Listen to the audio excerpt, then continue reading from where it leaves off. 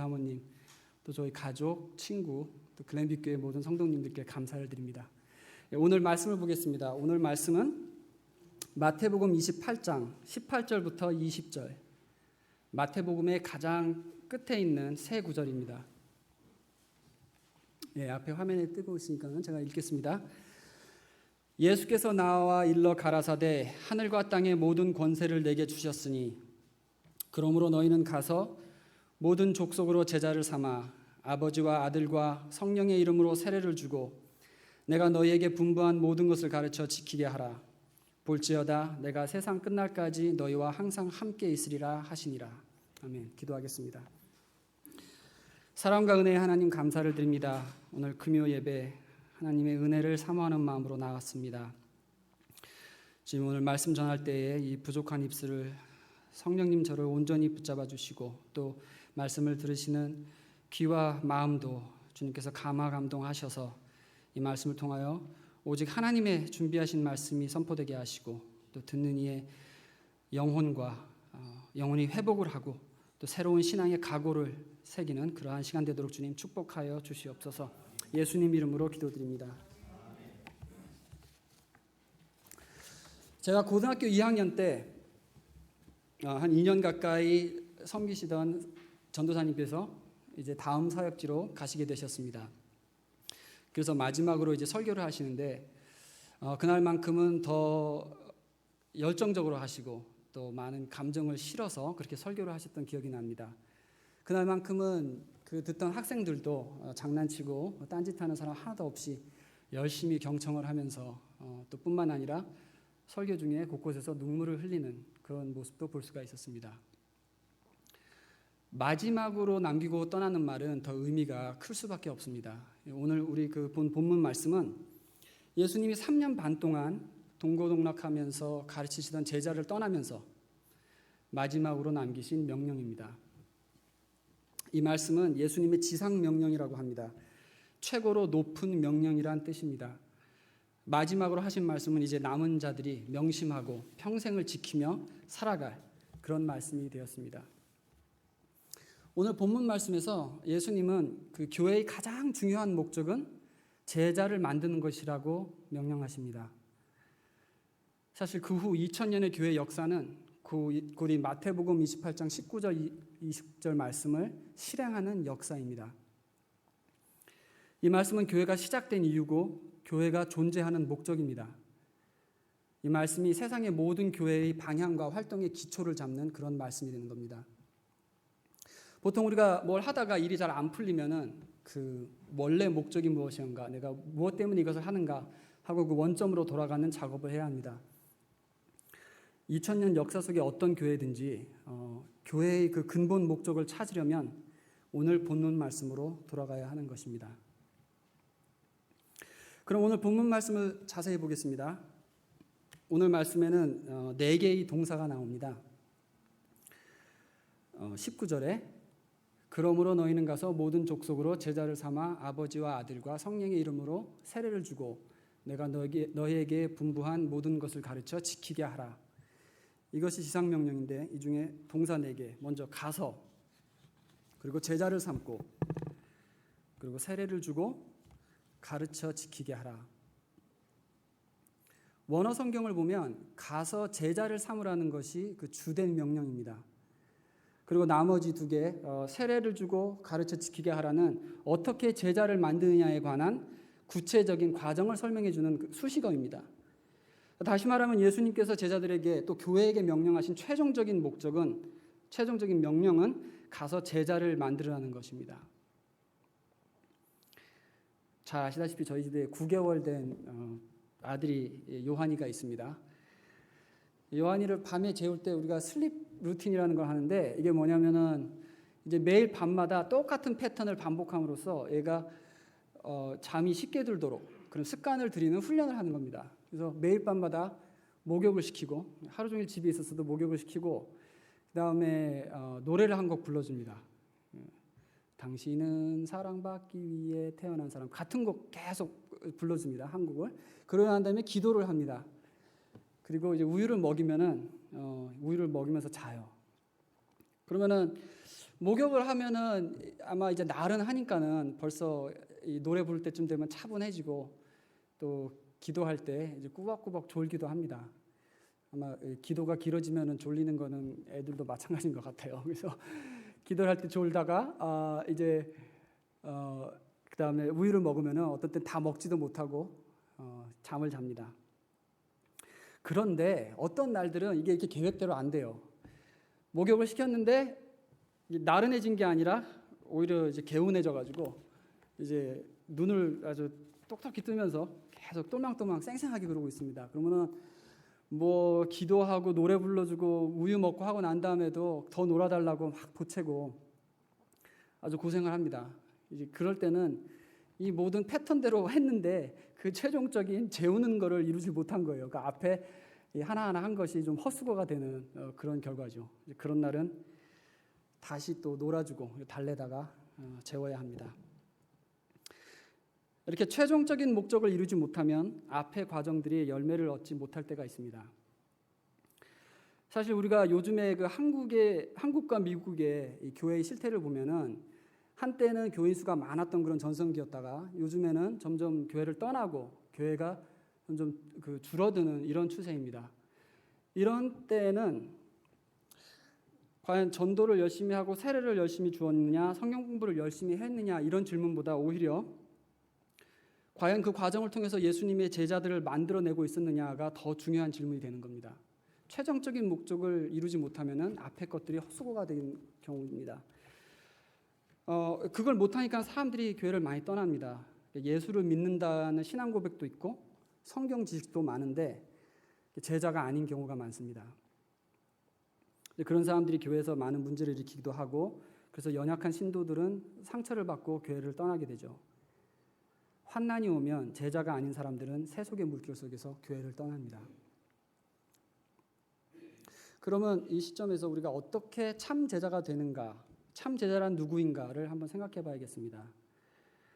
20절 말씀을 보면은 제자란 예수님이 명령한 모든 것을 지키는 자라는 것을 알 수가 있습니다.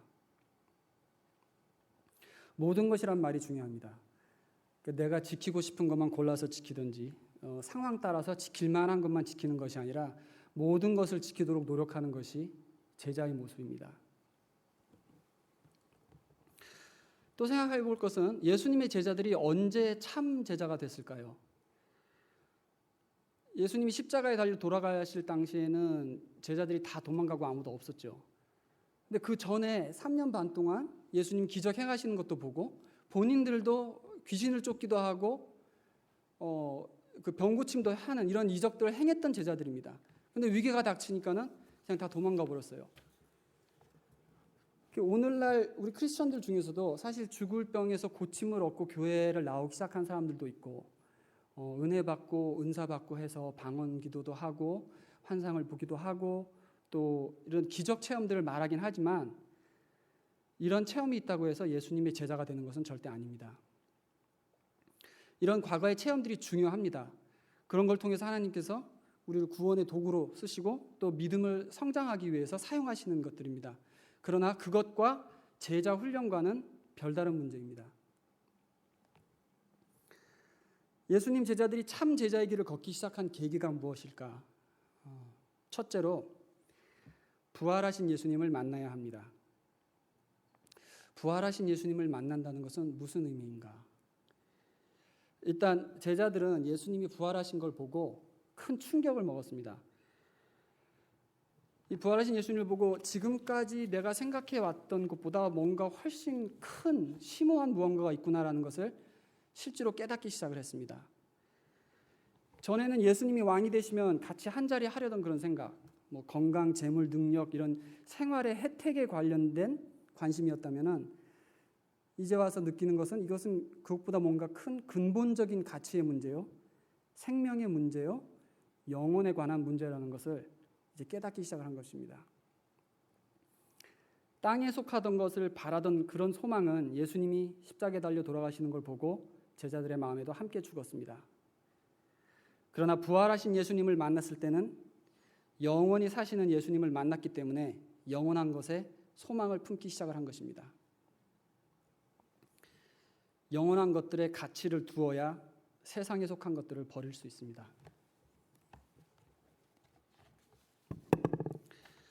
십자가 지시기 전에 5천 명을 먹이시고 병을 치유하시고 귀신을 쫓고하던 그런 예수님을 만난 것은 나의 구원에 관한 이야기고 우리의 간증에 관한 이야기라면, 부활하신 예수님을 만난 건 이제 제자의 길이 시작되는 이야기입니다.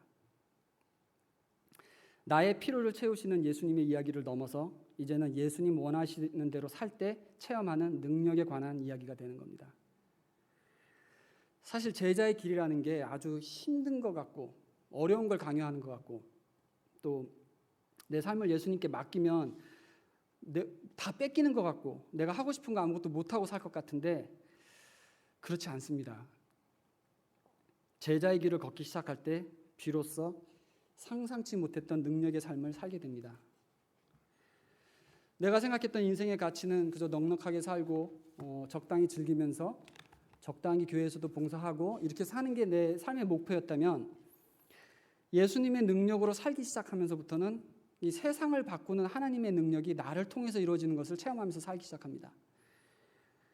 사실 그렇게 될 수밖에 없어요. 왜냐하면 나보다 하나님이 내 인생의 가치를 훨씬 더 높게 여기시기 때문입니다. 내가 생각하는 내 인생의 가치보다 하나님이 생각하는 내 인생의 가치가 훨씬 높다는 거죠.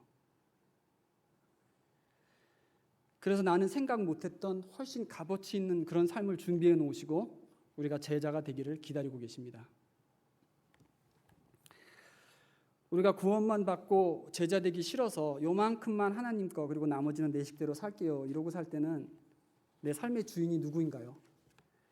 아직 내가 주인입니다. 그런 때는 사탄이 우리를 괴롭힙니다. 한 문제 끝나고 나면 또 다음 문제 생기고, 그거 해결하고 나오면 또 다음 문제. 늘 하나님 이거 해결해 주세요, 이거 고쳐주세요, 이런 기도만 하면서 신앙생활을, 인생을 다 그렇게 보낼 수가 있습니다. 근데 제자가 되겠다고 딱 결심을 하면 예수님이 내 삶의 주인이 됩니다. 그러면 사탄이 내 인생을 괴롭힐 때 이제 예수님과 사탄과의 스트러글이 되는 겁니다. 내가 싸우는 것이 아니라. 왜냐하면 나의 주인은 예수님이기 때문에, 예수님이 하시고 싶어 하시는 것을 나를 통해서 하려는 것을 사탄이 막는 상황이기 때문에 이제는 나와 사탄의 스트러글이 아니라 예수님과 사탄의 스트러글이 되는 겁니다. 그러니 사탄이 이길 수가 없죠. 욥기에 보면 사탄이 욥을 괴롭히기 전에 하나님께 와서 허락을 받는 장면이 나옵니다. 하나님이 다 컨트롤하고 계시다는 겁니다. 그러니까 예수님의 제자로 살 때는 내 힘으로 사는 게 아니라 예수님이 주인이 되시니까는 예수님의 힘으로 사는 겁니다. 이럴 때도 물론 병도 걸리고 어려운 일도 당할 수 있지만 그런 것 때문에 할 일을 못하지는 않습니다. 뭘 해도 또 열매를 맺는 삶입니다. 내 힘으로 사는 게 아니라 하나님 힘으로 사는 겁니다. 우리는 이 내 힘으로 사는 게 아니라 하나님 힘으로 사는 비결을, 이걸 터득해야 합니다. 그럴 때 진정으로 자유로운 신앙생활을 할 수가 있게 됩니다. 1856년, 한 150여 년 전이죠. 그해 가을에 한 젊은 청년이 이제 큰 꿈을 갖고 시카고로 이사를 옵니다. 4살 때 아버지를 잃고 9명의 형제자매 사이에서 아주 가난하게 살면서 구호 물자 이렇게 받아 먹으면서 성장을 했는데, 청년이 돼서 신발 가게를 했더니 돈이 좀 잘 벌렸어요. 그래가지고 그 당시에 이제 많은 사업가들이 그랬듯이 동부에서 돈을 벌려고 시카고로 옵니다. 그때가 이제 시카고가 한참 도시가 커지는 때였기 때문에 이제 기회가 많은 거였죠. 그래서 시카고로 왔는데, 나는 10만 불을 모아야 되겠다. 이것이 이 사람의 목표입니다. 당시 10만 불이면 굉장히 큰 돈입니다. 근데 그러던 어느 날 이 주일학교 때부터 교회를 계속 다녔던 이 청년은 당시 시카고의 그 빈민가의 가난한 이민자의 자녀들을 보고 불쌍히 여겨서 이제 이들을 돕기 시작을 합니다. 하나님께서 그 마음을 움직이시고 시카고로 온 지 5년 만에 이 사람은 비즈니스를 접고 구제와 복음 전파에 전생을 바치게 됩니다. 그 후 제3의 그 대부흥 운동의 주역이 돼서 유럽과 미국을 왕래하며 평생 동안 총 1억이 넘는 사람에게 복음을 전파하는 일을 합니다. 여러분 잘 아시는 무디 신학교의 설립자 D.L. 무디의 이야기입니다. 자신의 야망은 10만 불을 모으는 것이었는데 하나님께 헌신하였을 때 돈은 사업가 친구들이 대신 벌어서 다 대주고 본인은 세계를 다니면서 복음 사역을 하도록 하신 겁니다. 이것이 꼭 전도사, 목사, 선교사가 되는 것뿐만이 아니라 내가 제자로 커밋하고 헌신하고 내 목표와 내 그 이유를 바꿨을 때에 하나님께서 우리 삶에 생각지도 못한 것들을 더하시면서 새로운 길을 여시고 하나님이 원래 계획하셨던 것들을 펼치시기 시작을 합니다. 나보다 하나님이 나의 가능성을 훨씬 높게 보십니다. 자, 그래서 예수님 제자들이 참 제자의 길을 걷기 시작한 계기, 첫째로 부활하신 예수님을 만난 것입니다. 그리고 다음 두 번째, 사도행전 2장에 성령을 받고 제자들은 변했습니다. 생명의 위험을 마다하고 이제 담대히 복음을 전하게 됩니다. 여기서 우리가 배울 것은 우리가 부활하신 예수님을 만나 제자가 되기로 다짐을 한다 해도 오직 성령 충만할 때 그 믿음대로 살 수 있는 용기와 능력이 생기는 것입니다. 그럼 이제 우리 교회는 과연 이 예수님의 지상 명령인 제자 만드는 일을 잘 수행해 나가고 있는가? 이것을 다음으로 질문을 해봐야 합니다. 우리는 교회의 모든 활동을 수시로 돌아보면서 이것이 예수님 제자 만드는 것에 어떻게 기여하고 있는가?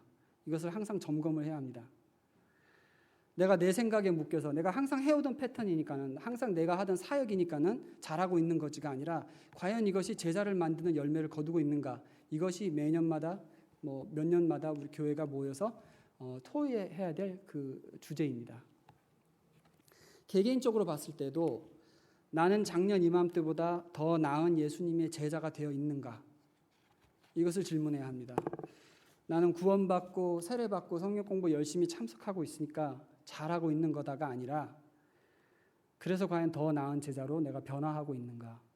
작년에 비해서 5년 전에 비해서 10년 전에 비해서 이것을 계속 질문을 해야 합니다. 제가 매주 찬양 인도를 하는데요. 찬양 인도를 하기 위해서 가장 잘 준비하는 방법은 그 한 주를 경건하게 사는 것입니다. 기타 연습, 코드 맞추고 이런 건 잠깐 시간을 보내고 사실 그 나머지 시간에는 더 많은 시간 동안 기도하고 내 죄를 회개하고 이렇게 준비하는 것이 더 중요합니다. 찬양 인도자가 경건히 살지 않으면은 찬양의 은혜를 기대하기가 어렵습니다. 그럼에도 불구하고 하나님께서 은혜를 부어주실 때가 있긴 한데 정말 죄송한 거죠. 그리고 그렇게 하면은 열매가 맺어지지가 않아요. 찬양 인도자이기 전에, 전도사이기 전에 예수님의 참 제자인가가 더 중요한 것입니다. 이 원리는 찬양팀, 성가대, 주일학교 교사, 리더팀 모든 사역자에게도 적용되는 원리입니다. 직분보다 제자가 먼저 되어야 합니다. 그래야지 하시는 사역에 성령님께서 역사를 하십니다. 마지막으로 교회는 과연 이 예수님의 명령을 잘 수행할 능력이 있을까? 이것을 생각을 해봅니다. 제자 만드는 일이 쉬운 일 아니고 참 오래 걸립니다. 또 내가 제자가 되는 것도 쉬운 일이 아닙니다. 때로는 두려워서 하나님께서 더 힘든 일 시키면 어떡하지 하면서 도망을 갈 때도 있습니다. 또 좋은 제자가 되려고 해도 매번 실패를 하고 실수를 하고 하니까는 이제 그 좌절에 빠질 때도 있습니다. 간신히 구원받은 초신자의 그런 수준으로 미끄러져 내려갈 때도 있습니다. 그런데 오늘 본문 말씀에 예수님이 이 중요한 지상 명령을 내리시면서 이 명령대로 이루어질 것이라는 약속을 함께 주십니다. 바로 앞 18절과 20절 후반부입니다. 18절에 예수께서 나와 일러 가라사대 하늘과 땅의 모든 권세를 내게 주셨으니 20절 후반부 볼지어다 내가 세상 끝날까지 너희와 항상 함께 있으리라. 모든 권세를 가지신 예수님이 우리와 세상 끝날까지 함께 하신다고 약속을 하신 겁니다. 음부의 권세가 우리를 이길 수 없고 그리스도의 사랑에서 우리를 끊을 자가 없습니다. 이 모든 족속을 제자 삼으라는 엄청난 19절의 명령은 사실 권세를 가진 예수님께서 우리와 함께 하시겠다는 약속과 앞뒤로 샌드위치가 되어 있는 것입니다. 이것이 우리가 지상 명령을 이룰 수 있다는 자신감의 근거입니다. 마치 예수님은 이렇게 말씀하시는 겁니다. 가서 이 어마어마한 제자 만드는 일을 해라.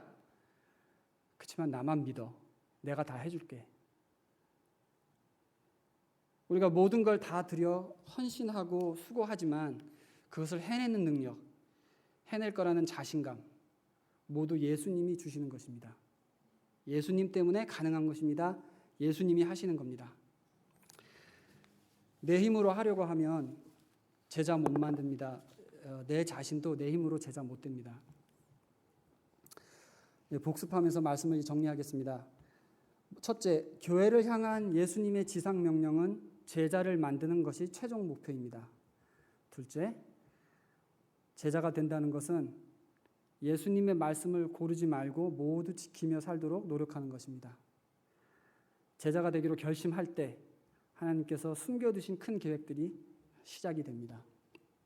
세 번째, 교회의 모든 사역은 제자를 만들고 있는가를 점검해야 합니다. 그리고 마지막으로 우리가 지상 명령을 이루어낼 수 있는 확신은 바로 모든 권세 가지신 예수님이 세상 끝날까지 함께 하시겠다고 하신 약속 때문입니다. 그래서 겨우 11명이 받았던 이 명령은 2000년이 지난 오늘 현재 세계 20억의 기독교인에 이르렀고 그 속에 참 제자들이 계속해서 만들어지고 있습니다. 이 약속을 붙들고 수고할 때 글렌뷰 한인교회도 제자를 만드는 교회로 사용될 것을 확신합니다. 기도하시겠습니다. 사랑과 은혜의 하나님 감사합니다. 예수님께서 이 땅에서 마지막으로 우리에게 명령하신 이 지상 명령을 묵상해 봤습니다. 하나님, 우리 교회가 제자를 만드는 교회가 되기를 원합니다. 제자가 만들어질 때 우리의 임무가 완성이 되는 것입니다. 하나님, 이 교회에 잘못된 거 고쳐주시고 깨닫게 하시고 그래서 우리가 정말 제자 만드는 일에 완성하는 데까지 갈 수 있도록 주님 축복하여 주시옵소서. 우리가 먼저 제자가 돼야 되는 줄 믿습니다. 우리가 먼저 제자가 돼야 제자 많은 교회가 튼튼하고 건강하고 하나님 기뻐하는 교회입니다. 하나님 역사하여 주시옵소서. 우리 가운데 그동안 혹시 자만하고 적당히 신앙생활을 하려 했던 사람들이 있거든. 하나님 이 시간에 우리 회개하게 하시고 나의 임무는 나의 평생의 소명은 제자가 되어 하나님께서 나를 위해 준비하신 그 높은 가치의 인생을 살아가는 것이라는 걸 우리 깨닫게 하여 주시옵소서. 우리를 하나로 모아주시고 사용하여 주시옵소서. 제자 되는 교회, 내가 먼저 제자 되는 글렌뷰 한인교회 성도님들 되도록 주님 축복하여 주시옵소서. 예수님 이름으로 기도드립니다. 아멘.